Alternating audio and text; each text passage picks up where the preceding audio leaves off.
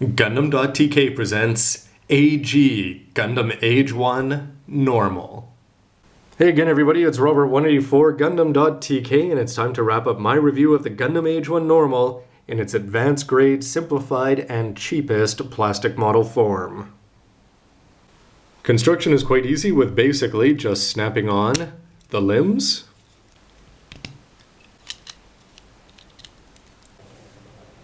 And when it's all put together, you're going to have the advanced grade AGE-1 Normal. The name is a bit of a mouthful, but certainly it's colorful right out of the box with details that you really don't expect.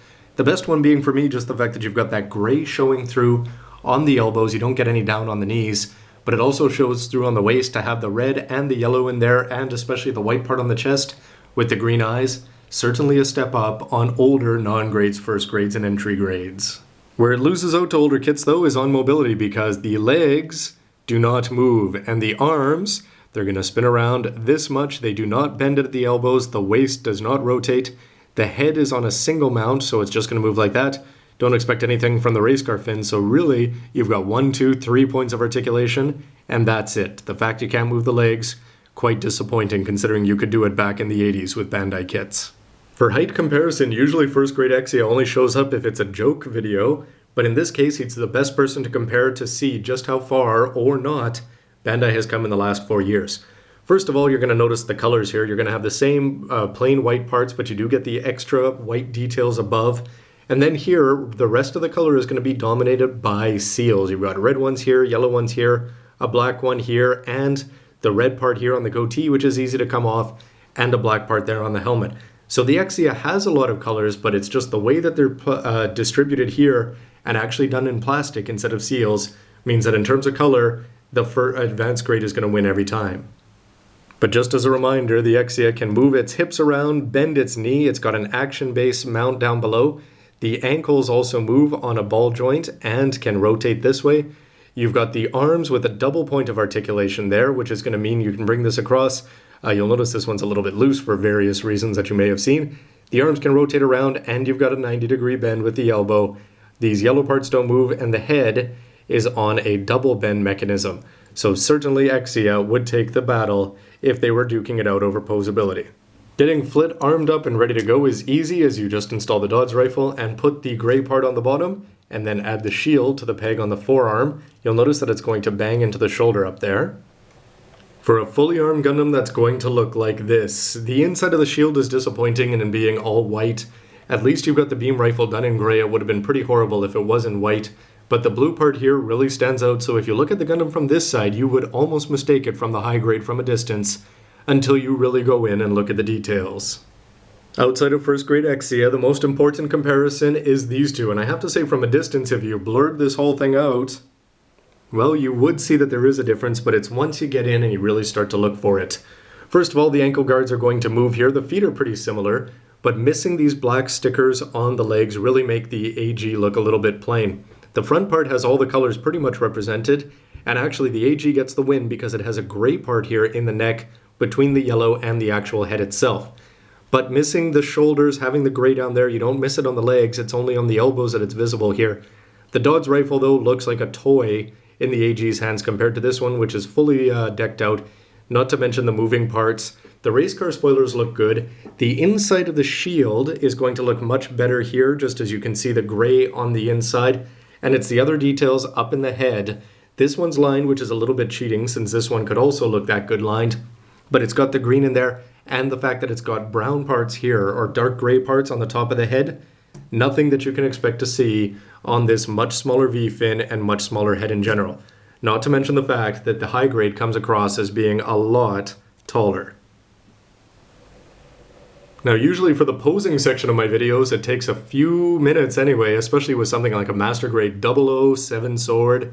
In this case you've got, well, one pose with this weapon anyway. Bring the beam rifle forward, perhaps look down the barrel, and the shield can sit a little bit twisted back or forward.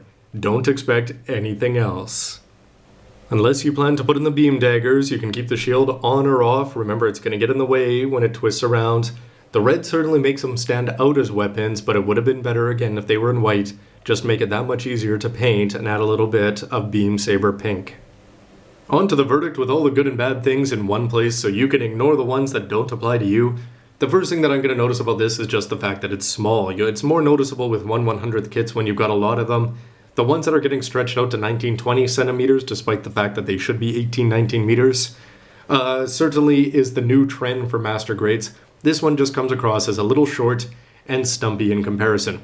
The big knock, though, especially when you compare it to first grade Exia, is the fact that it has no posability. You can move the arms up and down, you can rotate the shield, I suppose, and you can turn the head. That's it. Don't expect anything else. The beam daggers being in only red, that's a little bit disappointing. I'm still glad that they give them to you. You'd think that they could give you beam sabers. The plates are long enough in places. Could have put that on the white plate, but they chose not to.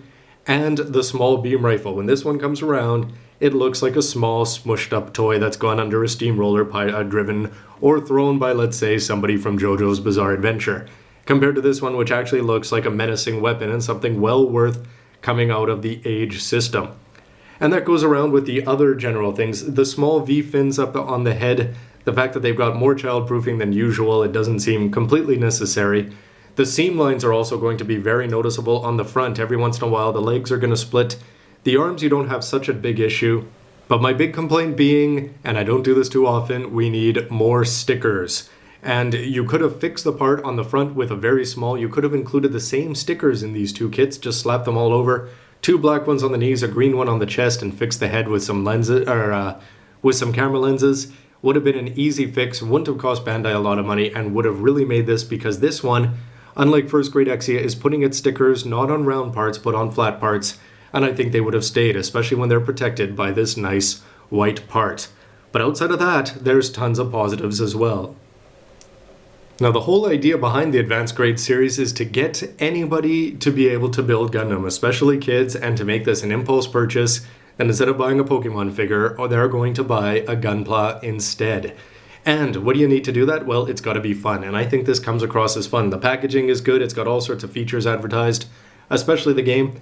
And most importantly, how about the build? The build was fun for me. It was quick, it was easy, you don't need any tools. Pop everything out, follow the ingenious instructions, and everything is going to go together. And just the fact that it's simple though to put together, look at the color in there. From a distance, you can mistake it for the high grade if it just had those black parts on the knees. And that's because despite that the chest has so many parts in it, they are all colored and using the layered system. I think this looks fantastic for 600 yen. And could not believe it when I opened up the box and got 6 plates in 6 colors. You don't see that on some master grades sometimes. Now, that was unbelievable. The block build system itself, Bandai, I'm sure from day one, was saying, we've got to build Gunpla that we can put together at a very low price point and make it easy to assemble. And I'm sure that they designed the AGE-1 with that in mind. When you put the gray, then the yellow, then the red, then the blue, and then the white on top, 5 layers all into the chest. It's easy, fun, and you get to see it all come together right before your eyes. I don't know a kid who wouldn't be impressed with that. And in terms of the block build system, the shield looks fantastic with the white and the blue, despite the fact it only comes from 2 parts. And how about that head? You've got eyes that look great. Again, sometimes master grades don't even look that good with the eyes. With some of the older ones, the stickers didn't fit quite properly in. But on this one, you've actually got green eyes that shine through because you've got a red and the white and the green all together. Brilliantly done for something so small. And for all the positives, I'm not even considering the extras, like the fact that you get a trading card and it's got a chip inside which you could go and play somewhere in stores if you chose to. Just as a build, tons of positives. Now, the ultimate verdict has to come down to a few things. First of all, if you're a 7-year-old kid in Japan in a supermarket and you ask your mom to buy that, why not buy the advanced grade? But if you're here on YouTube and you're watching this and you're downloading or watching Gundam somehow, you're probably old enough and have the money. I, of course, am going to recommend that you spend $1,200 instead of $600 and get the high grade. It's 4 times better, and I'm just pulling a number out there. It's posable, it's got great colors, it's got the seals, and it looks fantastic for a starter high grade 1/144th. However, the AG has the advantage in that it's playable. It comes across as a very sturdy toy.